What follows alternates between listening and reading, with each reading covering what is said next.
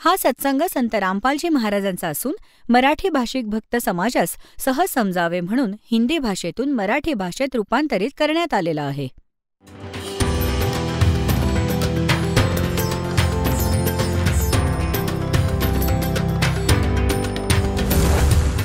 और ज्ञान सब ज्ञान डी कबीर ज्ञान सो ज्ञान और जैसे घोड़ा तोब कायम करता चले मैदान. जगद्गुरु तत्वदर्शी संत रामपालजी महाराजांचे अमृत वचन सर्व पवित्र धर्मांच्या व पवित्र शास्त्रांच्या आधारावर. आणि अजून कुठे बघा, कोणत्या घरात बघा, कोणती ना कोणती अशी समस्या काळ निर्माण करून ठेवतो. पूर्ण परिवार चिंतातूर राहतो. कुणाला डोळे नाहीत, कुणाला हात नाहीत, कुणाला कॅन्सर झालाय, कुणी गाढव बनला, कुणी कुत्रा बनला, कुणी डुक्कर बनले. सांगा, इथे हे काय जीवन आहे? परंतु विवश होत आपण. मजबुरी आहे आपली. या मजबुरीत आपण आपल्या इथे वेळ घालवण्याची काही अटकळ लावून आपण जगत आहोत. त्या परमपित्याने येऊन आपल्याला ते ज्ञान दिले, ज्या उद्देशाने ते येतात. आता काय सांगतात परमात्मा? मानुष जन्म दुर्लभ है ये मिले न बारंबार.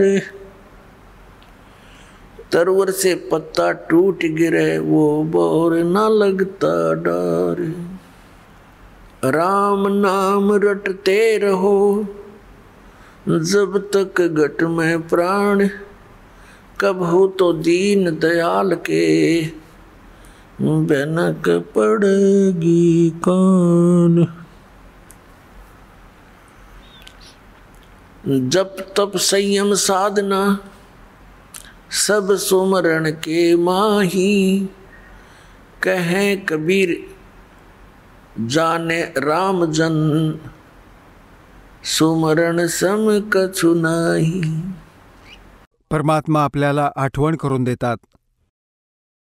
की हे मनुष्य जीवन मुलांनो, हे मोठ्या मुश्किलीने मिळते. आणि मनुष्य जीवन मिळते तर त्यात काही सुविधा पण अधिक असतात. यात थोडी बुद्धी पण जास्त असते. आपण त्या बुद्धीचा जिथे प्रयोग करायचा होता तिथे प्रयोग न करता आपण या काळाच्या या लोकात आपण त्या वस्तूंचा संग्रह करण्याच्या मागे लागतो ज्यांना आपल्याला इथे सोडून जायचे असते. बुद्धिमान व्यक्ती त्या वस्तूंचा विदेशात कधी संग्रह नाही करत ज्यांना तो आपल्या स्वदेशात नाही आणू शकत. त्याचा उपयोग काय विनाकारण पैसे खर्च करून तिथून घेऊन येण्याचा? तर असे काम तोच करू शकतो जो खूप अज्ञानी आहे. आता पुण्यात्म्यांनो, आपल्या सगळ्यांना माहीत आहे की आपण जी काही घर, बंगला, संपत्ती याला जमा करण्यात आजीवन लागलेले असतो, ही आपल्याबरोबर नाही जात. आणि जी वस्तू बरोबर जाणार आहे त्याकडे आपले विशेष लक्ष जात नाही. आणि कोण्या पुण्यात्म्याची पूर्वजन्माची प्रेरणा अत्याधिक आहे, तो चालतो परमात्म्याला प्राप्त करण्यासाठी, तर काळाने जागोजागी हे काळाचे दूत संत बसवले आहेत. कुणी गुहेत बसला आहे, कुणी गावामध्ये शेकोटी लावून बसलाय, कोणी कुठे उभा आहे, कोणी कुठे आश्रम बनवून दिशाभूल करत आहे. तर काळाने त्यांचे तसे जीवन हे अशा प्रकारे नष्ट करायचे. तर या सर्व समस्यांचे समाधान करण्यासाठी, आपल्या मुलांना तत्वज्ञान देण्यासाठी ते आपले परमात्मा या काळाच्या लोकात येतात. पुण्यात्म्यांनो, परमेश्वराने येऊन सांगितलंय की मनुष्य जीवन प्राप्त करके जो नहीं रटे हरि नाम, जैसे कुआ जल बिना फिर बनवाया क्या काम। ज्या विहिरीत पाणी नाही ती किती पण सुंदर असो, किती त्याचं सुंदर बांधकाम करून ठेवलेलं असो, आणि पाणी नाही आहे तर त्याचं नाव विहीर जरूर आहे, पण गुण विहिरीचे नाही आहेत. ठीक अशाच प्रकारे मनुष्य जीवन, मानव शरीर प्राप्त करून जो प्राणी साधना सत नाही करत, त्याचे नाव मनुष्य अवश्य आहे, पण काम मनुष्याचे नाही, ते गुण माणसाचे नाहीत. एक सत साधना न करून भले इतर भक्ती पण करत असेल पुण्यात्मा, त्याचे पण जीवन व्यर्थ आहे. आणि जो भक्ती नाही करत त्याचे पण व्यर्थ आहे. तर या सर्व समस्यांच्या समाधानाकरिता फक्त परमात्माच स्वतः येतात. ते येऊन आपल्याला ज्ञान देतात. गुरु बिन माला फेरते, गुरु बिन देते दान, गुरु बिन दोनों निष्फल हैं, चाहे पूछो वेद पुराण।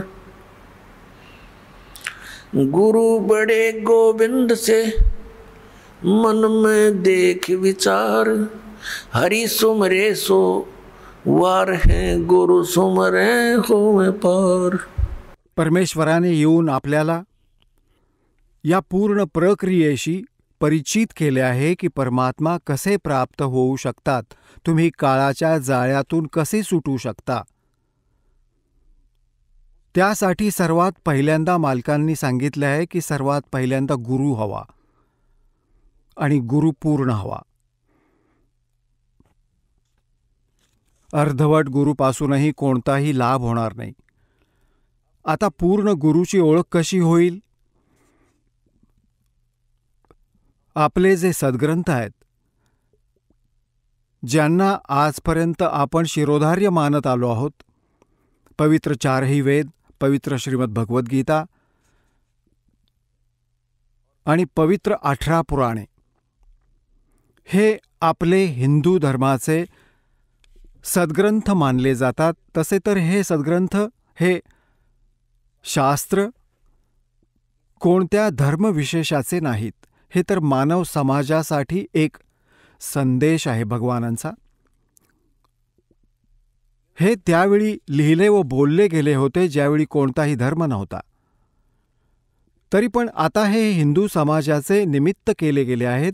तर यासाठी म्हटले जाते की जे हिंदू धर्माचे जे अनुयायी आहेत, पुण्यात्मा आहेत, ते या सद्ग्रंथांना बरोबर मानतात. तर दासावर अशी दया केली परमात्म्याने की जो कोणता समूह, जो कोणता धर्म, ज्याही कोणत्या ग्रंथाला श्रेष्ठ मानतो, त्या ग्रंथाच्या आधारे त्यांच्याकडून केल्या जाणाऱ्या क्रिया व ज्ञानाला हे दाखवले की तुम्ही हे करत आहात, तुमचे सद्ग्रंथ हे सांगतात. आणि जे शास्त्रात वर्णित साधना व ज्ञान नाहीये, ते लोकवेद आहेत, ते मनमानी आचरण आहे, यातून कोणताच लाभ नाही होणार. श्रीमद भगवद्गीता अध्याय नंबर 16 श्लोक नंबर 23 व 24 मध्ये सांगितलंय की शास्त्रविधीला सोडून जे मनाप्रमाणे आचरण करतात त्यांना ना कोणते सुख मिळते, ना त्यांना सिद्धी प्राप्त होते, आणि नाही त्यांची कोणती गती होते. आणि या 3 गोष्टींसाठी परमात्मा हे भक्ती करतात, परमात्म्याची आठवण करतात. आणि हे नाही झाले तर परत त्याचा लाभ काय करायचा आहे? व्यर्थ प्रयत्न होतील. आता पुण्यात्म्यांनो, परमात्म्याने येऊन हे ज्ञान दिले की सगळ्यात पहिल्यांदा तुमचा गुरु हवा, गुरु पण पूर्ण हवा. हे गुरु, खोट्या गुरूंनी सगळे काम बिघडवून ठेवले. तर सूक्ष्म वेदात सांगितलंय की गुरुओं गाम बिगाड़े, संतो गुरुओं गाम बिगाड़े, ऐसे कर्म जीव कला दिए ईब जडे नहीं जाडे। अशा कामांनी हे लिप्त केले. आता इतके ज्ञान दिल्यावरही त्यापासून दूर व्हायला तयार नाहीत, जो की खूप जुना रंग झाला. तर पुण्यात्म्यांनो, परमात्मा जेव्हा इथे आले छोट्याशा 5 वर्षांच्या वयात, ते आपल्या यथार्थ ज्ञानाचा प्रचार करू लागले होते. त्यांच्या ज्ञानाच्या पुढे मोठे मोठे ऋषी, महर्षी, मंडलेश्वर सगळे परास्त झाले होते. परंतु या मनाची अशी वृत्ती आहे, खऱ्याचे ज्ञान होऊन जाते तरी पण तिथून हलण्यास तयार नाही.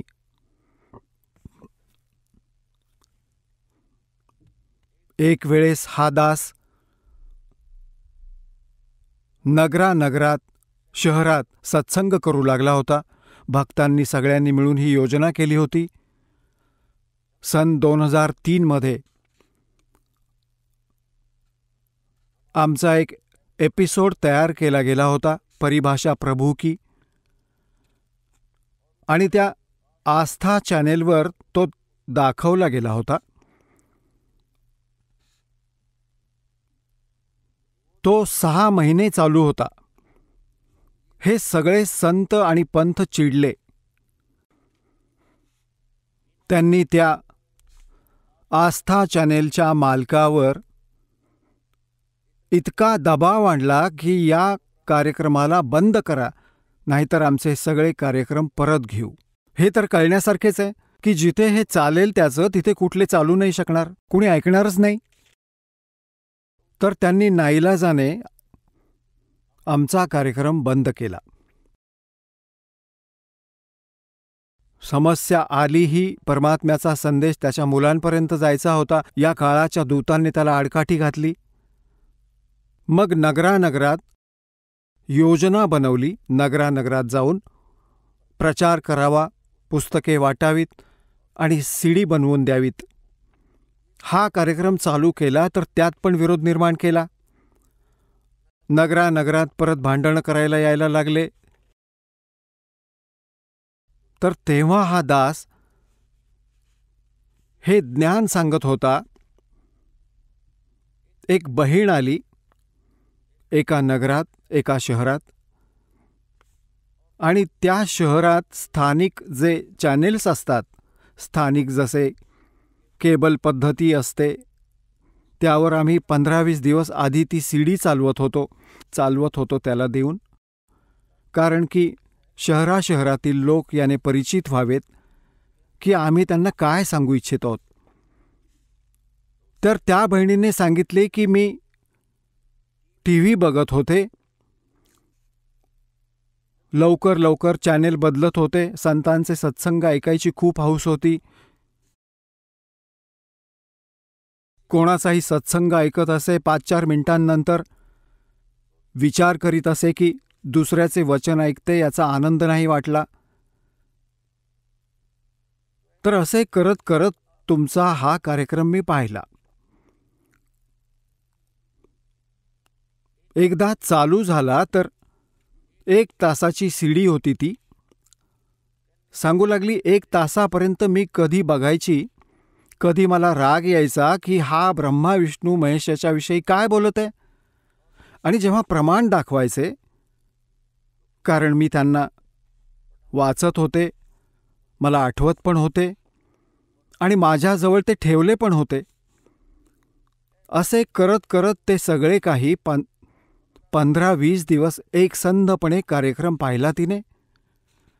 आता ती म्हणू लागली की हे सर्व समजले की जी साधना मी करत आहे ती युजलेस आहे, परंतु या भगवानांमध्ये इतकी श्रद्धा झाली होती, आता यांना सोडायचे मन नाही करत. सांगा, असे रंगलो आम्ही या रंगात. हे कळले की या भक्तीने कोणता फायदा नाही आणि आजीवन केली याकरता त्यात असे रंगून गेलो. तर आज या दासाच्या समोर इतकी समस्या आली आहे, परंतु परमात्म्याने दया केली, आपल्या मुलांना शिक्षित करून ठेवले.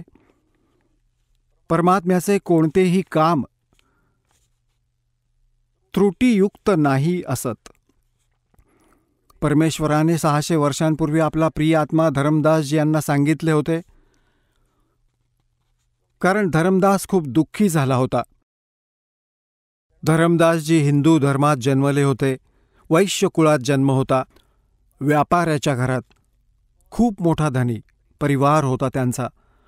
परंतु भगवानावर दृढ श्रद्धा होती. श्रीराम कृष्ण आणि शंकर भगवानांची पूजा करत करत मथुरेला पोहोचला आपल्या हिंदू गुरुजींद्वारा दिल्या गेलेल्या मार्गदर्शनाच्या आधाराने.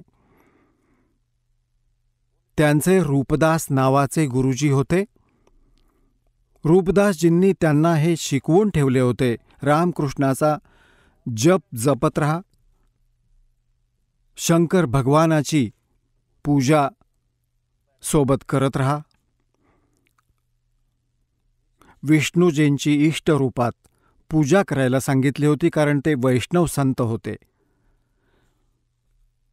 आता जेव्हा परमात्मा तिथे पोहोचले मथुरामध्ये, धर्मदासजी एका तलावात स्नान करून, ज्याला मथुरेचे तीर्थ म्हणतात, की श्रीकृष्णजी इथे स्नान करत होते, इथे खेळत असत. त्यात स्नान करून तो बाहेर आला आणि एका तांब्यात पाणी भरून बरोबर ठेवले. काही जागा गाईचे शेण आणि माती मिसळून काही सारवून घेतले, काही लिंपून घेतले आणि मग त्यावर आपल्या ठाकूरजींना मूर्तीला, भगवान विष्णूंच्या मूर्तीला ठेवून एका थाळीत त्यांना धुतले, कपडे बदलले, मग त्याची आरती केली, जशी पण ते क्रिया करतात कर्मकांडामध्ये. तो असे आपले नित्यनियम करत होता. परमात्मा म्हणतात, गोता मारूं स्वर्ग में जा बैठूं पाताले, कह कबीर ढूंढता फिरूं अपने हीरे मोती लाल. जसे की वेदात प्रमाण आहे की तो परमात्मा वरती 3ऱ्या मुक्तिधाम म्हणजे सतलोकात राहतो, रितधामात. रित म्हणजे सत, धाम म्हणजे लोक, आणि तिथून गती करून येतो चालत, खूप तीव्र गतीने, आणि चांगल्या आत्म्यांना भेटतो, त्यांना ज्ञान समजावतो, यथार्थ ज्ञान देतो. जे दृढ भक्त असतात त्यांना पूर्ण ज्ञान सांगतो. आपल्या त्या गुणांच्या आधाराने तो परमात्मा तिथे आला, एका जिंदा महात्म्याचे रूप घेऊन. धर्मदासजींच्या जवळ थोड्याशा अंतरावर बसले. जिंदा महात्मा मुसलमानांमध्ये असतात.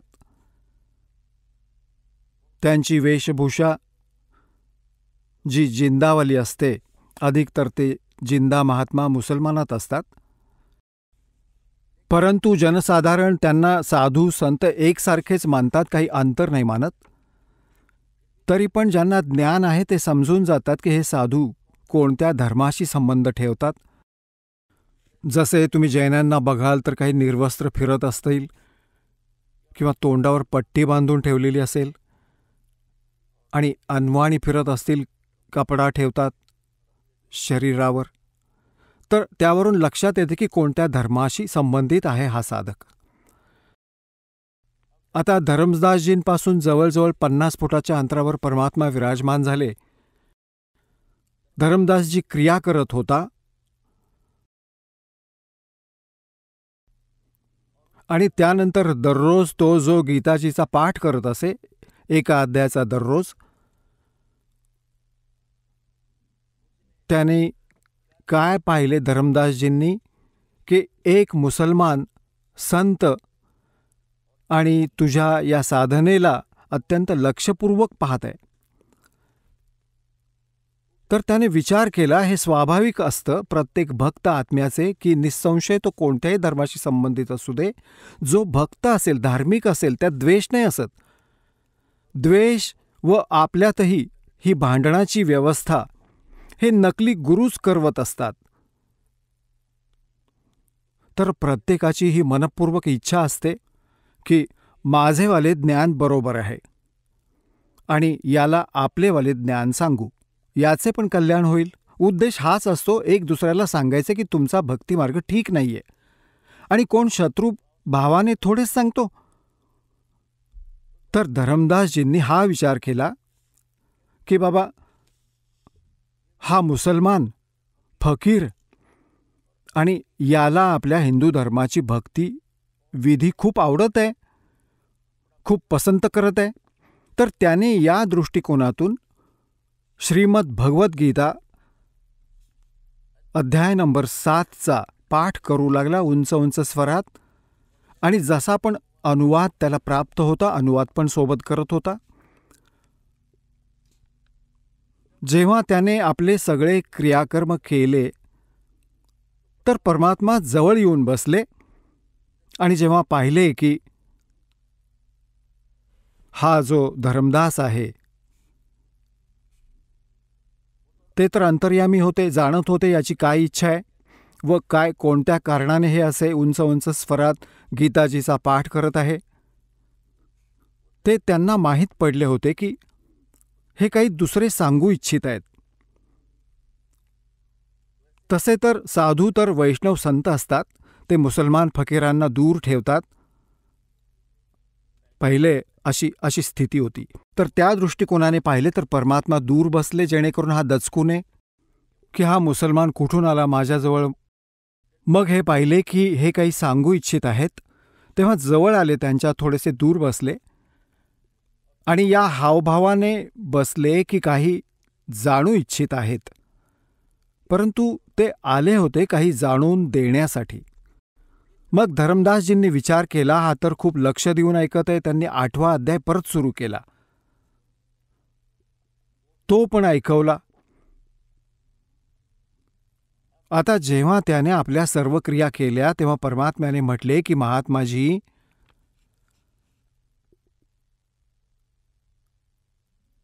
आता पुण्यात्म्यांनो, तुम्ही जरासा विचार करा. हा परमात्मा आपल्या आपल्या पित्याकडे बघा लक्षपूर्वक. ते आपल्यासाठी किती भटकत आहेत. परमात्मा म्हणतात, कबीरजी, मैं रोवत हूँ सृष्टि को और सृष्टि रोवे मोहे,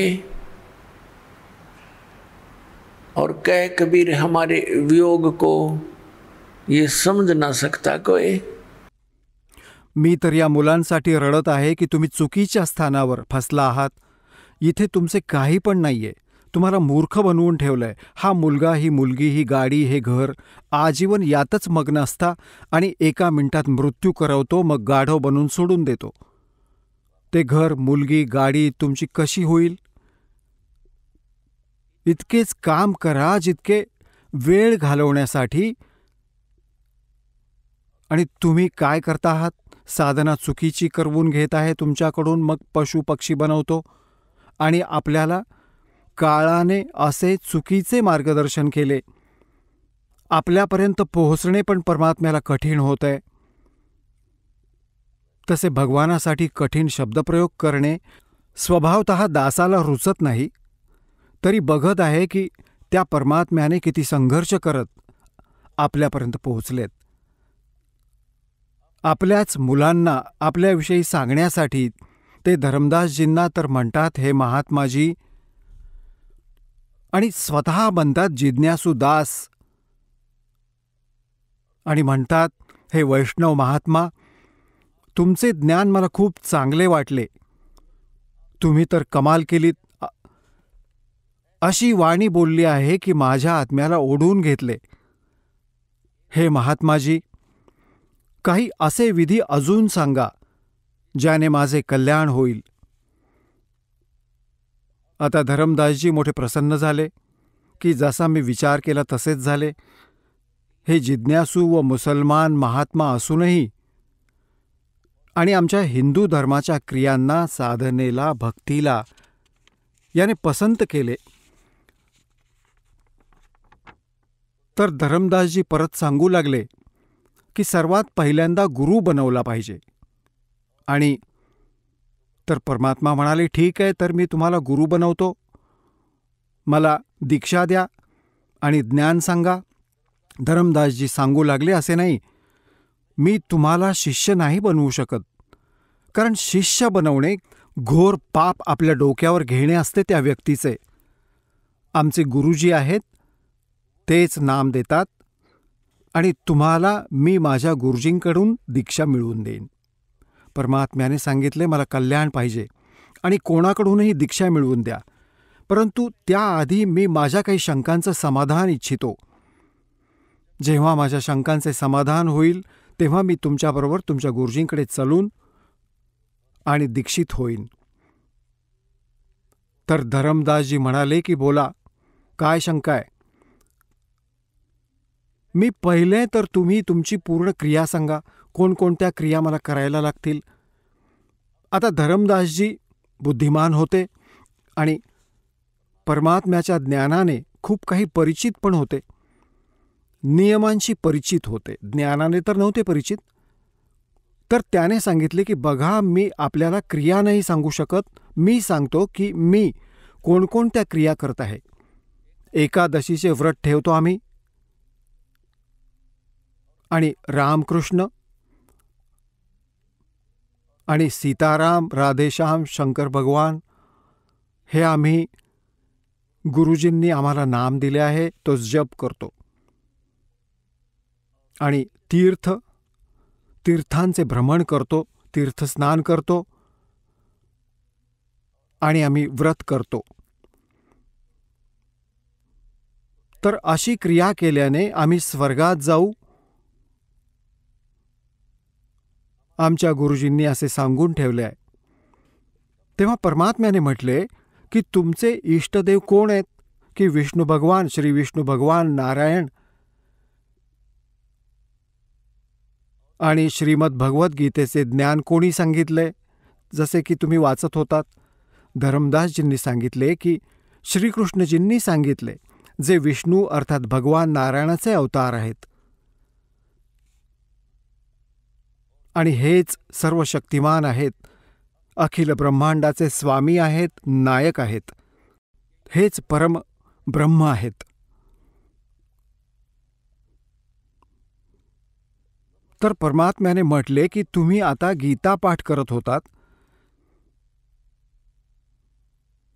गीताजीमध्ये मी अजूनही काही संतांकडून ऐकलेले आहे. 18व्या अध्यायाच्या 62व्या श्लोकात गीता ज्ञानदाता स्वतः सांगत आहे की अर्जुन, तू सर्व भावाने त्या परमेश्वराला शरण जा, ज्याच्या कृपेने तू परमशांतीला आणि सनातन परमधामाला प्राप्त होशील. तर तो परमात्मा तर त्या गीता ज्ञानदात्यापेक्षा वेगळा झाला धरमदासजी.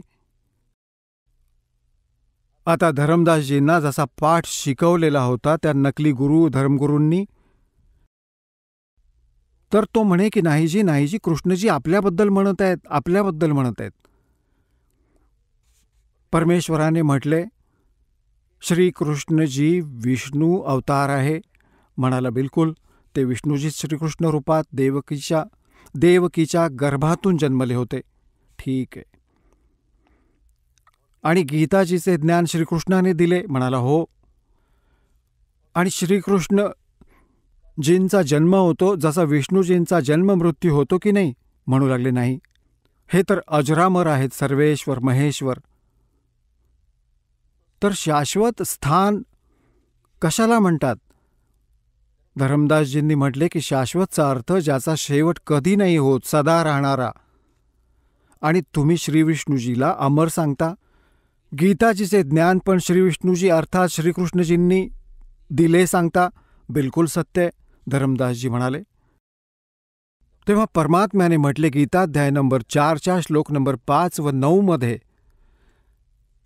गीता अध्याय नंबर 2च्या श्लोक 12मध्ये, गीता अध्याय नंबर 10च्या श्लोक नंबर 2मध्ये तुमचा गीता ज्ञानदाता सांगतो, अर्जुन, तुझे व माझे खूप जन्म झाले, तू नाही जाणत, मी जाणतो.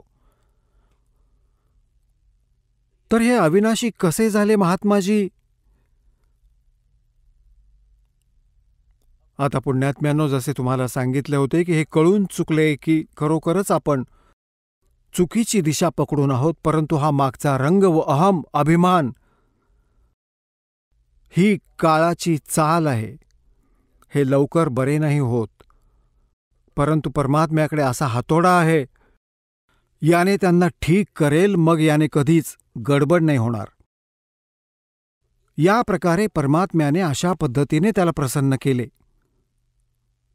तो सुन्न झाला. तर परमात्म्याने म्हटले की तुम्ही तर अजरामर म्हणत आहात, यांचा तर जन्ममृत्यू होतो. आता आपण 7व्या अध्यायाच्या 29व्या श्लोकात वाचले की जी व्यक्ती जरा व मरणातून सुटका होण्यासाठी प्रयत्न करते ती त्या तत्ब्रह्मशी आणि सर्व अध्यात्माशी, सर्व कर्मांशी पूर्ण परिचित होते.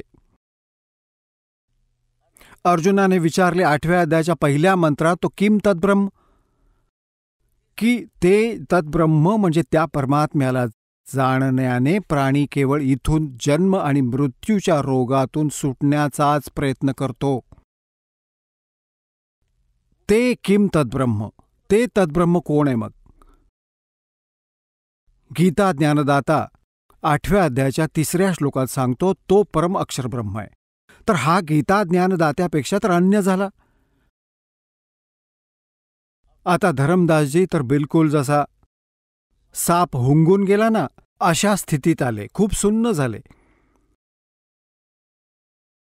तर गीता ज्ञानदात्याहून कोणी अन्य भगवान आहे, ज्याला जाणल्यानंतर मग संसारातल्या कोणत्या वस्तूचा मोह नाही राहत. मग परमात्म्याने सांगितले की तुम्ही आता 8वा अध्याय वाचला. 8व्या अध्यायाच्या 5 व 7व्या श्लोकात गीता ज्ञानदाता अर्जुनाला म्हणत आहे की तू माझी भक्ती कर, मला प्राप्त होशील. गीताजीच्या अध्याय नंबर 8च्या श्लोक नंबर 8, 9, 10 मध्ये लगेच म्हटले आहे की त्या परमअक्षर ब्रह्मची भक्ती करशील तर त्याला प्राप्त होशील. श्रीमद भगवद्गीता अध्याय नंबर 8च्या श्लोक नंबर 13 मध्ये गीता ज्ञानदाता सांगतो आहे, माझे तर एक ओम अक्षर आहे. ओम इति एकाक्षरम ब्रह्म व्याहरण माम अनुस्मरण या प्रयाती त्यजन देहम स याती परमाम गतीम. मज ब्रह्मचा केवळ एक ओम मंत्र आहे, नथिंग एल्स, त्याच्या व्यतिरिक्त कोणताही नाही. आणि जो शेवटच्या श्वासापर्यंत याचे स्मरण करत शरीर त्याग करतो तो परमगतीला प्राप्त होतो. ओमपासून मिळणारी जी परमगती आहे त्याला प्राप्त होतो. परमात्म्याने म्हटले ओमपासून मिळणारी परमगती कोणती आहे? ब्रह्मलोक. गीता अध्याय नंबर 8च्या श्लोक नंबर 16 मध्ये सांगितले की ब्रह्मलोकपर्यंत सगळे पुनरावर्तीमध्ये आहेत, तिथे गेलेले प्राणी पण जन्ममृत्यूमध्ये येतात. तर ही गोष्ट त्या गीता अध्याय नंबर 18च्या श्लोक नंबर 62च्या विषयी खरी नाही उतरत. की तुम्ही सांगत आहात की गीता ज्ञानदाता श्रीकृष्ण, परंतु श्रीकृष्ण नाहीये हा. श्रीकृष्णाच्या आत तो काळ बोलत आहे, तरी पण ती बुद्धी तुमची तिथे नाही जाऊ शकत. यासाठी हे मानून चला की तुमचे श्रीकृष्णजी बोलत आहेत. तर ती स्थिती कशी प्राप्त होऊ शकेल? या तुमच्या ओम मंत्राने. ओमने तर ब्रह्मलोक प्राप्त होतो, ब्रह्म लोकात गेलेले प्राणी परतून येतात. तर श्रीमद भगवद्गीता अध्याय नंबर 18च्या श्लोक नंबर 62 मध्ये सांगितलेल्या त्या वचनाच्या विपरीत गोष्ट होईल.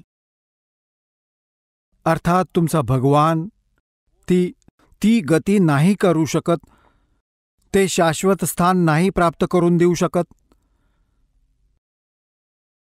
शाश्वत म्हणजे जसे गीतेच्या अध्याय 15च्या श्लोक नंबर 1 पासून 4 पर्यंत चौथ्यात स्पष्ट केले आहे की तत्वदर्शी संताकडून तत्वज्ञान प्राप्तीनंतर परमेश्वराच्या त्या परमपदाचा शोध केला पाहिजे जिथे गेल्यानंतर साधक कधीच परतून संसारात नाही येत. आणि ज्या परमेश्वराने सर्व ब्रह्मांडाची रचना केली आहे, केवळ त्याचीच भक्ती करा, गीता ज्ञानदाता सांगत आहे. आणि तुमच्या भगवानाचे ओम नामाच्या जपाने ब्रह्मलोक प्राप्ती, ब्रह्मलोकात गेलेले प्राणी परत पुनरावर्तीमध्ये येतात, जन्ममृत्यू होतो. 8व्या अध्यायाच्या 8, 9, 10 मध्ये गीता ज्ञानदाता सांगत आहे, त्या परमअक्षर ब्रह्मला शरण जा, त्याची भक्ती करशील तर त्याला प्राप्त होशील. आणि त्या परमात्मा परमअक्षर ब्रह्मच्या मंत्राचे गीताध्याय नंबर 17 श्लोक नंबर 23 मध्ये सांगितले की ओम तत्सत इति निर्देशः ब्रह्मणः त्रिविधा स्मृतः. त्या सच्चिदानंद घनब्रह्मच्या म्हणजे परमअक्षर ब्रह्मच्या मंत्राला मिळवण्याचा ओम तत्सत या 3 मंत्रांची मजुरी आहे. आता पुण्यात्म्यांनो, हे जे नाम आपल्याला दिले गेले आहे, जसे या दिवशी काळाच्या दूतांकडून विशेषतः राधास्वामी पंथ, जय गुरुदेव पंथ, धनधन सद्गुरू सच्चा सौदा पंथ, शिरसावाले यांनी काय ज्ञान देऊन ठेवले आहे की आपण केवळ परमात्मा आपल्याला सत्पुरुषाची भक्ती करायची आहे. आणि ही 5ही नावे हे काळाचा जप करत होते. ओंकार, ररंकार, ज्योतिनिरंजन आणि सोहम व सतनाम. आता जोपर्यंत हे सोहम नाम अधिकाऱ्यांकडून नाही मिळणार, ते उलटा परिणाम करते, हे काम नाही करणार बिलकुल. आणि बाकी हे सर्व सतनाम कोणता जप नाही होत. सतनाम हे खऱ्या नामाकडे संकेत आहे, जे 2 अक्षरांचे आहे. आता पुण्यात्म्यांनो, हे विशेष करून धनधन सद्गुरू सच्चा सौदा शिरसावाले यांनी या गोष्टीच्या भीतीने की सामान्य व्यक्ती हे म्हणू लागला की नाम तर जे तुम्ही जप करता ज्योतिनिरंजन काळाचे, सतलोक कसे जाणार, तर त्यांनी नाम बदलले. घरचीच वही आणि काही पण लिहूया, नाम बदलले आणि अकालमूर्त शब्दस्वरूपी राम सत्पुरुष केले. आता हे कुठे प्रमाण या मंत्राचे? कोणी महापुरुषाने जप केला व ते पार झालेत. मग हे काय एक अज्ञान थिअरी बनवतात की संत कोणतंही नाम देऊ दे त्यानेच पार होशील. घरचं राज्य बनवून ठेवलंय. अरे आंब्याचे रोप लावायचंय, आंब्याचं बी कोय आणायला पाहिजे, तीच लावायला पाहिजे. आणि बाभळीचं बी लावून हे मानायचं की आपण कोणतीही बी लावा, आंबे लागतील, आंब्याचं झाड बनेल. तर इतकी चूक आहे आपल्या या अध्यात्म मार्गाची. आता हा दास जिथे तुम्हाला आणू इच्छित होता की जसे गीताध्याय नंबर 17 श्लोक नंबर 23 मध्ये सांगितलंय की ओम तत्सत इति निर्देशः ब्रह्मणः, ब्रह्मण म्हणजे सच्चिदानंद घनब्रह्म म्हणजे परमअक्षर ब्रह्म, त्या परमअक्षर ब्रह्मच्या प्राप्तीचा 3 मंत्राच्या स्मरणाचा जप आहे. आणि याच्या स्मरणाची विधी पण त्रिविध आहे. 3 प्रकार, 3 विधी, 3 प्रकारची आहे की ज्यांना 3ही मंत्र प्राप्त आहेत त्या पुण्यात्म्यांना ज्ञान आहे की या 3ही मंत्रांची वेगळी वेगळी भक्ती विधी आहे. आता जसे तुम्हाला प्रथम मंत्र दिला जातो, यात 7 मंत्र आहेत. त्या 7 मंत्रातील पहिला व शेवटचा हा तर परमात्म्याचा आहे, परमअक्षर ब्रह्मचा. आणि मधले जे मंत्र आहेत ते तुम्हाला या जे इथले प्रमुख आहेत, प्रधान आहेत, या प्रधानांचे 5 प्रधानांचे आहेत. गुरुग्रंथ साहेबमध्ये पण या 5 प्रधानांची माहिती आहे की हे पंचप्रधान आहेत. यांचे 5 शब्द आहेत, मंत्र आहेत, परंतु ते गुप्त ठेवलेले आहेत. तर हे मंत्र दिले जातात. ही त्यांची पूजा नाहीये. पूजा तर आम्हाला त्या परमात्म्याची करायची आहे जो आम्हाला सर्व सुख देईल, जिथे गेल्यानंतर परत कधी संसारात नाही येणार. आपल्याला ते स्थान प्राप्त करायचं आहे, तो परमात्मा प्राप्त करायचा आहे. जसे काल पण उदाहरण दिले होते, जसं हँडपंप लावायचा उद्देश काय आहे? आपले इष्ट आहे पाणी. पाणी मिळवण्यासाठी आपल्याला हँडपंप लावायला पाहिजे. हँडपंप आपला पूज्य नाहीये, तो आपला इष्ट नाहीये. आपले जे लक्ष आहे ते पाणी प्राप्त करणे, हे ते आपले इष्ट आहे.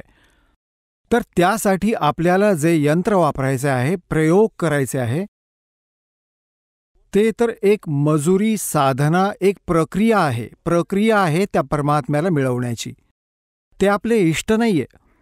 तर याच प्रकारे ज्या मंत्राचा आपण जप करतो, कोणी तर ते म्हणतात की भोळे आत्मे, की महाराजजी सत्संगात तर सांगतात की परमात्मा कबीर साहेबांच्या व्यतिरिक्त कोणाची भक्ती नाही केली पाहिजे, कोणाची पूजा नाही केली पाहिजे, आणि इथे येतो तर नाम देतात सुरुवातीला हेच पाचही यांचे. तर पुण्यात्म्यांनो, इथे विवेकाने काम केले पाहिजे. इतके एकदम अस्वीकार नका करू या मार्गाला, कारण की हा मार्ग कधी ऐकला ना पाहिला. आता आपण इथे राहतो, एका सहपरिवारात राहतो आपण. हे समजा जसे मुलगी आपल्या सासरी आणि एकत्र कुटुंबात राहते. यात मोठे दीर जाऊ, धाकटे दीर जाऊ आहेत, सासू सासरे व नणंद पण आहेत. आता ती सगळ्यांचा सत्कार करते, आदर करते, आणि सगळे ते काम जशी तिची कर्तव्य असतात, प्रत्येकाच्या आज्ञेचे पालन करत ती सर्व कामे करते. ती आदर सगळ्यांचा करते, सत्कार सगळ्यांचा करते यथोचित. परंतु ती पूजा आपल्या पतीचीच करते. तिची आस्था तिच्या पतीवरच राहते. भलेही कुटुंबात राहताना ती वरून हा विशेष दिखावा नाही करत, परंतु तरी पण तिच्या हृदयात जी जागा आपल्या पतीची आहे, एक पतिव्रता मुलीची, दुसऱ्यांसाठी नाही राहू शकत. तर मग सगळ्यांचा सत्कार करते, अतिथी आले तरी त्यांचा आदर सत्कार करते, आणि सगळ्यांशी मृदू बोलते, गोड व प्रेमाने बोलते. आणि पुण्यात्म्यांनो, तिची आस्था आपल्या पतीमध्येच राहते. अंडरस्टूड आहे हे. आणि जेव्हा ते आपल्या परिवारापासून वेगळे होतात, ते पतिपत्नी, अशी तर एक वेळ येते सर्वांनी वेगवेगळे व्हायचेच आहे, तर तेव्हा ते वेगळे होतात. आणि तिच्या वाटणीच्या ज्या काही वस्तू आल्या आहेत वाटणीमध्ये, ते सारे उचलून, आपला चमचा पण नाही सोडणार छोटासा, पण जो तिच्या वाट्याला आलाय, आणि सारे उचलून आपल्या पतीच्या घरात ठेवेल. सारे पूर्ण सर्व उचलून घेऊन जाईल. तर त्यावेळी तिची कोणतीही आस्था राहत नाही परिवाराच्या अन्य व्यक्तींशी. परंतु ही वेगळी गोष्ट आहे, आदरणीय तरीही आहेत. परंतु आता समजले की तिची आस्था कोणामध्ये होती आणि पूजा कोणाची करत होती. तर पुण्यात्म्यांनो, असेच आपण इथे एका एकत्र परिवारात राहतो. हे ब्रह्मा, विष्णू, महेश, गणेश, दुर्गाजी हे आपल्यापासून दूर नाहीयेत. हे आपलेच भाऊ बहीण आहेत. यांनी जन्मजन्मांतरात काही चांगले पुण्य करून हा हुद्दा प्राप्त करून ठेवलाय. आता यांच्याबद्दल आपल्या मनात द्वेष येणं ही मूर्खतेची ओळखच होईल. हे आपले मित्र आहेत. जसे आपण दुसऱ्यांबरोबर सर्वांबरोबर प्रेमाने राहतो, तर असेच हे आपले एक प्रधान आहेत इथले. यांना काही एक शक्ती देऊन ठेवली आहे, एक नियंत्रक शक्ती, आणि ती आपल्याला इथल्या सर्व सुविधा आपली जी लिहिली आहे आपल्या कर्मात, ते हेच प्रदान करतात. तर यासाठी यांची ही पूजा नाहीये. हे एकत्र कुटुंबात आपण आपली मजुरी करत आहोत. आणि जेव्हा आपण इथून निघू तेव्हा आपल्याला या सर्व भगवानांकडून नो ड्यूज सर्टिफिकेट घ्यायला लागेल, या सर्व साहेबांकडून. आता भगवान साहेब राम कोणाला म्हणतात याचे थोडेसे प्रमाण इथे देतो.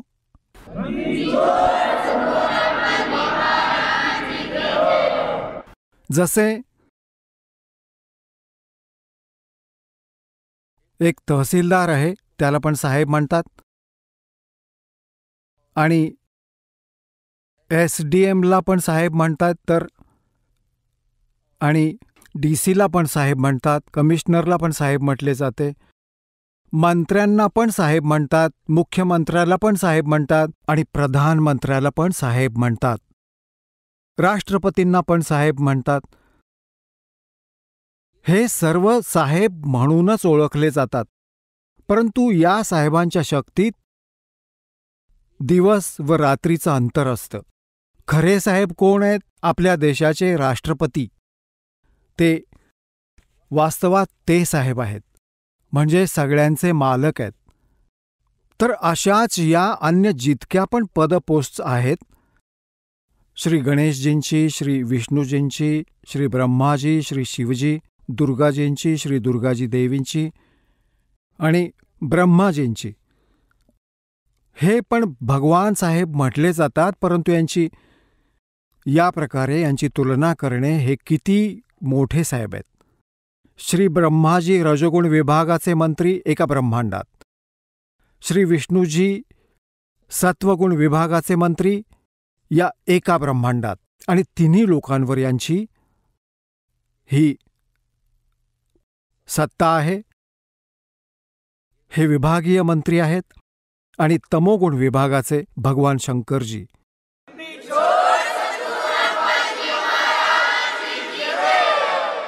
चला आता आपण त्या श्रद्धाळूंचे अनुभव जाणून घेऊया ज्यांनी जगद्गुरू तत्वदर्शी संत रामपालजी महाराज यांच्याकडून दीक्षा प्राप्त केलेली आहे, तसेच त्यांच्याद्वारे सांगितलेल्या भक्ती मार्गावर चालत आहेत.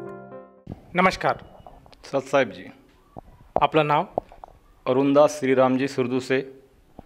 आपण कुठून आलात? मुक्काम पोस्ट लाळेगाव, तालुका कारंजा, जिल्हा वाशिम, विदर्भ, महाराष्ट्रामधून. आपला व्यवसाय काय आहे? जुना व्यवसाय माझा वडलोपार्लीचा मच्छीमारी होता. त्याच्यानंतर पशुवैद्यक डॉक्टर म्हणून हे काम केलं. आता मी फक्त शेती आणि पूर्ण शेतीच करतो. संत रामपालजी महाराजांची गुरुदीक्षा आपण कधी घेतली? 28 फरवरी 2016. संत रामपालजी महाराजांची गुरुदीक्षा घेण्याअगोदर आपण व आपला परिवार कोणती भक्तिसाधना करत होतात? गावामध्ये वंदनीय राष्ट्रसंत तुकडोजी महाराजाचं मूर्ती आहे, मंदिर आहे. त्या मंदिरात जायचं, रोज ध्यान, सकाळी 5 वाजता ध्यान करायचं, संध्याकाळी प्रार्थना 7 वाजता प्रार्थना करायची आणि वर्षातून 7 दिवसाची पुण्यतिथीचा कार्यक्रम करायचा. त्या ठिकाणी प्रवचन करायचे, 7 दिवस कार्यक्रम करायचे, वेगवेगळे कीर्तनकार आणायचे आणि 7व्या दिवशी गावात पंगत असायची. अशी भक्ती करू. त्याच्यानंतर भगवान महावीर, जैन धर्माचे प्रवर्तक यांच्यातसुद्धा मी भक्ती करो आणि वर्षभरातनी दरवर्षी त्यांचा कार्यक्रम राहायचा. आणि ज्याही ठिकाणी पैदल वारी करायची, पायात चप्पल नसायची, कळक त्या जैन भगवान महावीराचे मूर्तिकार राय की त्यांच्यासोबत पैदल जायचं आणि पंचकल्याणी राहायची. 7 दिवस 10 दिवस भाद्रपदाचे कडक उपास राहायचे. जेव्हा आपले गणपती बसतो भाद्रपदामध्ये तेव्हा दुसऱ्या दिवसापासून भाद्रपदाचे कडक उपास राहायचे आणि ते उपास एक टाईम जेवण करायचं. आणि अनंत चतुर्थी 9व्या दिवशी किंवा 7व्या दिवशी किंवा 10व्या दिवशी यायची, त्या दिवशी कडक निरंकार फक्त पाण्यावर उपास राहायचा. त्याच्यानंतर मी संत श्री शेगावचे राणा गजानन महाराज यांची पालख्या जायचं, पायदळ जाऊन गावामध्ये मिरवणूक काढायची. गजानन महाराजा प्रगट दिवसावर गावामध्ये मिरवणूक आल्यानंतर पाय धुवायचे, त्यांची पंगत करायची, गावाला पूर्व आमंत्रण द्यायचं. त्यांचीसुद्धा भक्ती केली. हनुमानजीचे, बजरंगबली यांचे उपास तपास करायचे. शनिवार दिवस मंगळवार दिवशी कडक निरंकार उपास करायचे. रोज सकाळी उठायचं, शनिवार दिवशी नारळ फोडायचं. त्यातूनही कोणता लाभ नाही झाला. अशी भक्ती मी जे देवी देवताची, साधू संताची असेल ते पूर्ण करून पाहिली. त्याच्यामध्ये काही मला लाभ मिळाला नाही.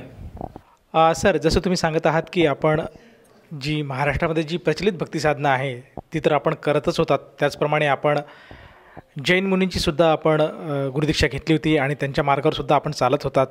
तर मला विशेषतः असं विचारायचं आहे की या सर्व सद्भक्ती, या भक्तिविधी आपण करतच असताना आपल्याला असं का जाणवलं की आपण संत रामपालजी महाराजांच्या मार्गाकडे गेलो पाहिजे आणि त्यांच्याकडनंसुद्धा त्यांना गुरु बनवून त्यांच्याकडनंसुद्धा गुरुमंत्र घ्यायला हवं, हे असं आपल्याला का वाटलं आणि आपण त्यांच्या शरणात कसे गेलात? सर्व देवी देवताची भक्ती करत असताना मला माझे मित्र भेटले. मित्र भेटल्यावर त्यांनी मला ज्ञानगंगा पुस्तक दिले. 2014मध्ये मी ज्ञानगंगा पुस्तक वाचले. त्याच्यानंतर माझे दुसरे मित्र भेटले, जे माझे व्हेटरनरी डॉक्टर मित्र होते. त्यांची 6 महिन्यापासून भेट नव्हती. त्यांच्या शेतात गेलो. मग त्यांना विचारलं, हे पुस्तक कसं काय? ते म्हणे, तुम्हाला कसं काय कळलं यातलं? म्हटलं, माझ्याकडे ज्ञानगंगा आहे. ते म्हणे, गुरु करावं लागते. गुरु काय आहे ते मला माहीत नव्हतं. नामदीक्षा काय आहे ते माहीत नव्हतं कधी या जीवात्म्याला. कारण जीवात्मा हा फार निश्चित दर्जाचा होत असून, कारण व्यवसायच मोठा बेकार होता, खाण्यापिण्याचा व्यवसाय होता, काही समजे नाही. कधी गुरु केला नाही, कधी दीक्षा घेतली नाही. त्यांनी मला पूर्ण 26 फरवरी 2016मध्ये ज्ञान सांगितलं. त्यांनी सांगितलं की बुलढाण्याला जावं लागते, आपल्याला नामदीक्षा करायचं. म्हटलं, काय असेल ते करू, घेऊन टाकू म्हटलं. 28 फरवरी 2016मध्ये गेलो. त्यांनी ज्ञान सांगितलं आणि तिथं नामदीक्षा घेतली.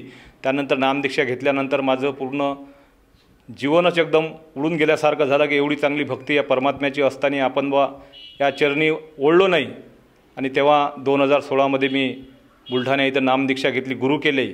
आणि तेव्हापासून मी या भक्तिमार्गात लागलो. आणि परमात्म्यानं भक्तिमार्गामध्ये येऊन मला पूर्ण या 4 युगातला मोक्षाचा मार्ग कळवला. सर, जसं तुम्ही सांगत आहात की आपले जे मित्र आहेत त्या मित्रांद्वारे आपल्याला संत रामपालजी महाराजांची माहिती मिळाली आणि आपण बुलढाणा येथे जाऊन संत रामपालजी महाराजांची नामदीक्षा घेतली. मला हे विचारायचं आहे की जेव्हा आपण संत रामपालजी महाराजांच्या संपर्कात आलात, त्यांच्या गुरुदीक्षाकडे वळालात, त्यांनी जो मार्ग सांगितला त्या मार्गामध्ये जेव्हा आपण आचरण करायला सुरुवात केली, त्यानंतर आपल्याला आपल्यामध्ये व आपल्या परिवारामध्ये काय काय बदल आढळलेत? बदल एवढा घडला, ज्या दिवशी नामदीक्षा घेतली त्यामध्ये अंगात असलेले व्याध्या वगैरे सर्व माझ्या दूर झाल्या. आणि माझा गरम स्वभाव असाचा, मी पाळकन म्हणजे एवढा गरम स्वभाव असा, तो माझा स्वभाव आज शांत झाला. परमात्म्याच्या दयाने मी या शांत स्वभावातनी राहून एवढा मोठा लाभ झाला मला या परमात्म्याच्या शरणी गेल्यानंतर. या व्यतिरिक्त आणखीन काही सामाजिक, शारीरिक, मानसिक स्वरूपात आपल्याला काही लाभ किंवा काही चमत्कार बघावयास मिळाले का? ज्या दिवशी परमात्म्याच्या शरणमध्ये आलो 2016, तेव्हापासून माझ्याकडे 20 एकर त्याच्या वडलोपाडलीची शेती होती. आणि 20 एकर शेतीमध्ये मला माझं पीक भरपूर उत्पन्न दिसायचं. आणि जेव्हा पदरात पळाचं, जेव्हा पोत्यात पळाचं काढल्यानंतर जेव्हा मालावर फुलधारणा असताना पीक भरपूर दिसायचं, असं वाटलं किती पिके. पण ज्या दिवशी ॲक्च्युली माल काढणार आहे त्या दिवशी निराशा व्हायचं की माल हा कुठे जातो, गायब होतो, काय होतो, जादूटोणा आहे, करणी कवटाळ आहे, का आहे, छूछा खेड्यापाड्यानं मी त्याच्यात परेशान होतो. ज्या दिवशी जगद्गुरू तत्वदर्शी संत रामपालजी महाराज शरण गेलो 2016पासून, मला उत्पन्नामध्ये एवढी भर गेली. माझी वडलोपाडली 20 एकर असलेली शेती प्रत्येक 4 भाऊ आम्ही 4 भावाला वाटून दिली आणि 4 एकर माझ्या हिशावर आली. जे 20 एकरात मला पीक नाही व्हायचं, जगद्गुरू तत्वदर्शी संत रामपालजी महाराज शरण आल्यावर मला 4 एकरात एवढं उत्पन्न व्हायला लागले की सर्व लोक माझे हैराण व्हायचे, एवढं कसं पिकून राहिलं बा. जेव्हा तुरीचं शेत आहे, तुरी मला एकरी 10 ते 12 क्विंटल पिकायच्या. 20 एकरातही मला 5 क्विंटल 10 क्विंटल तूर नाही व्हायच्या, मला 40 क्विंटल तूर 4 एकरात व्हायच्या. आणि पूर्ण मला जे परमात्म्याच्या म्हणजे भगवान श्रीकृष्ण म्हणतात, सुदामाले बांगणे से ना मिला भीक, ना मागे तो मिले मोती. जसं भगवान श्रीकृष्णानं सुदामाला झोपडी बांधून दिली, असंच मला परमात्म्यानं 10 ते 12 लाखाची एक परमात्म्यानं अशी सुंदर झोपडी बंगला बांधून दिला की त्या झोपडीला बंगल्याला माझं 1 रुपयाही गेला नाही. ठेकेदार येऊन स्वतः ठेकेदाराने सर्व वीट, चुना, रेती, सिमीट, जे काही माल पाहिजे घराला, दरवाजा, ग्रिल, ते सर्व आणलं. फक्त पाणी मारल्याचं काम केलं मी. मला माहीत नाही कुठून आली. ठेकेदारानं पूर्ण हे सांगितलं, तुम्हाला काही घेणं नाही, तुमचं मी घर बांधून देतो. त्याच्यानंतर तो लाभ झाल्यानंतर अधिक मला असे लाभ झाले, छोटे मोठे तर लाभ भरपूर झाले, पण मोठेच लाभ हे होते. आणि 2016मध्ये माझा एक वादविवाद झाला होता महाराष्ट्रात जे नावाजले व्यक्ती होते त्यांच्यासोबत. आणि 2023ला त्या गोष्टीचा निकाल लागला. मी बाईचं निर्दोष म्हणून मला मुक्तता केली. माझ्यावर 324, 325ची केस होती. एवढी मोठी केस होती की माझ्यात मी जज साहेबांनी विचारलं, तुम्हाला काही पुरावे घ्यायचे काय? म्हटलं, मला माझ्या एकूण कोणतेच पुरावे द्यायचे नाही, कारण परमात्म्याला मी अरदास लावले होते, परमात्मा म्हणे दया होईल भक्तिबळांना. मी एवढी भक्ती वाढवली. 5 तालुक्यात मी SMS सेवा करतो आणि पुस्तक सेवाही करतो. जेही सत्संग सण त्या माध्यमातून मी हजर राहतो. असं कोणताच कार्यक्रम मी सोडत नाही. एवढं झुकलो मी की पूर्ण परमात्म्यानं मला शरण घेतल्यासारखं झालं. आणि मला असं परमात्म्यानं असे संकेत दिले की मला काही मागायचं कामच नाही ठेवलं. त्याच्यामुळे मी परमात्म्याला बाकी भक्तीमध्ये मागावं लागते.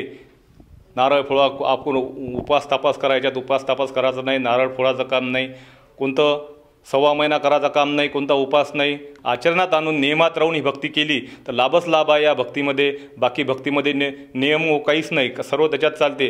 पण या जगद्गुरू तत्वदर्शी संत रामपालजी महाराजाच्या भक्तीत आल्यावर पूर्ण नियम आहे. जसं गाडीचा ड्रायव्हर आहे आणि गाडीचा ड्रायव्हर जर आपल्या साईडनं चालला तर त्याला ॲक्सिडेंट होणार नाही. गाडीचा ड्रायव्हर जर चांगला असला तर प्रवासी सुखरूप जाईन. असे जगद्गुरू संत रामपालजी महाराज या धर्तीवर सध्या अवतरले आहे, यांच्यापासून पूर्ण नामदीक्षा घेतली आणि पूर्ण जीवाचं कल्याण होते, एवढं या भक्तीमध्ये फार चांगलं मला वाटलं.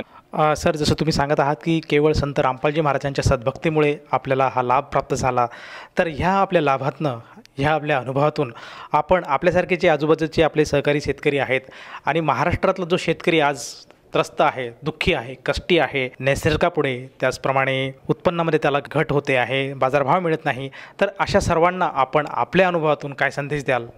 पूर्ण परमात्म्याचे शरण आल्यामुळे आणि मी परमात्म्याच्या दह्यामुळे संत जगद्गुरू तत्वदर्शी संत रामपालजीच्या महाराजाच्या शरण आलतापासून पूर्ण परमात्म्यानं काय दया केली, भगवान श्रीकृष्णानं जशी सुदामावर केली तशी माझ्यावर दया आहे.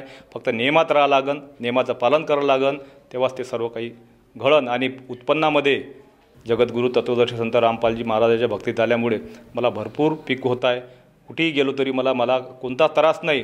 रुई, वानरं, डुकरं, हरणं हे सर्व माझ्या शेताच्या बाजूला आहे, पण मला या प्राण्यांचा कोणताच त्रास नाही आहे. जेव्हा सुख असते, वैभव असते, तेव्हा आपण परमात्म्याकडे ओळत नाही. पैसा आदल्यातनी 24 घंट्यातून परमात्म्याला 24 घंटे देत नाही. जेव्हा दुःख आलं मग 24 घंटा वाजून काही फायदा नाही. थेंब जसे तळे साचे, रोज परमात्म्याला 24 घंट्यातून 24 मिनटं द्या. आणि या भक्तीत जर आलो आपण तर मलाच नाही, सर्व जगाला, विश्वाला लाभ होईल अशी मी गॅरंटी देतो. सर, जसं तुम्ही सांगत आहात की आज पृथ्वीच्या पाठीवर जे पण काही साधक आहेत त्या सर्वांनी जर संत रामपालजी महाराजांची साधना केली तर त्यांना त्यांच्या साधनेतनं असंख्य प्रमाणात असे लाभ मिळतील आणि मुख्य म्हणजे मोक्षाचा मार्ग मिळेल. तर ह्या आपल्या बोलण्यावर जर साधकाने विश्वास ठेवला आणि त्यालासुद्धा जाणवलं की आपणसुद्धा संत रामपालजी महाराजांची गुरुदीक्षा घ्यायला काही हरकत नाही, तर ती व्यक्ती संत रामपालजी महाराजांची गुरुदीक्षा कशी घेऊ शकेल? विविध चॅनलवर, टी व्हीच्या माध्यमातून, फेसबुकवर, पूर्ण चॅनलवर त्यांचे नामदीक्षेसाठी सत्संग कार्यक्रम चालू असतात. प्रवचन त्यांचे रोज टी व्हीवर वेगवेगळ्या चॅनलवर चालू असतात आणि त्या चॅनलवर मोबाईल नंबर येतात. आता तर माध्यमातून, व्हॉट्सॲपमध्ये, फेसबुकहून सगळ्या याच्यावरच त्यांचं प्रसिद्ध आहे आणि कोण्याही चॅनल आपण नंबर लावू शकतो. आणि प्रत्येक जिल्ह्यात नामदान सेंटर आहे. त्यांनी जर नामदान सेंटरमध्ये जाऊन त्या फोन करून विचारलं तर तुम्हाला पूर्ण योग्य मार्गदर्शन मिळेल आणि नामदीक्षा कशी घ्यायची, काय घ्यायचं पूर्ण सर्वांना सांगितलं जाईल. सर, जसं आता आपण उल्लेख करत आहात की जर साधकाला नामदीक्षा किंवा गुरुमंत्र घ्यावाचा असेल तर आज टी व्ही चॅनलच्या माध्यमातून, त्याचप्रमाणे सोशल मीडियाचे जे काही प्लॅटफॉर्म आहेत, जसे ट्विटर आहे, फेसबुक आहे, त्याप्रमाणे यूट्यूब आहे, तर त्या सगळ्या संकेतस्थळावर संत रामपालजी महाराजांची माहिती अगदी सहज मिळते. तेथे काही मोबाईल नंबरांचा उल्लेख केलेला आहे. त्या नंबरवर जर साधकाने संपर्क साधला तर त्याला अगदी जवळच्या नामदान केंद्राची माहिती मिळेल आणि तेथे जाऊन तो साधक संत रामपालजी महाराजांच्या चरणी येऊ शकतो. तर मला असं विचारायचं आहे की जेव्हा साधक त्या नामदान संकेतस्थळावर जातो तर त्या साधकाला तेथे किती पैसे मोजावे लागतात या गुरुदीक्षेसाठी किंवा या नाममंत्रेसाठी? 1 रुपये या ठिकाणी मोजावा लागत नाही. सर्व काही फ्रीमध्ये आहे. आणि नामदीक्षा घेतल्यानंतर भक्तिबोध नावाचं पुस्तक, मंत्र कार्ड, प्रसाद, रक्षासूत्र हे सर्व फ्री मिळते तिथं. आणि जल अमृतसुद्धा फ्री मिळतात. धन्यवाद. सहज साहेबजी सर.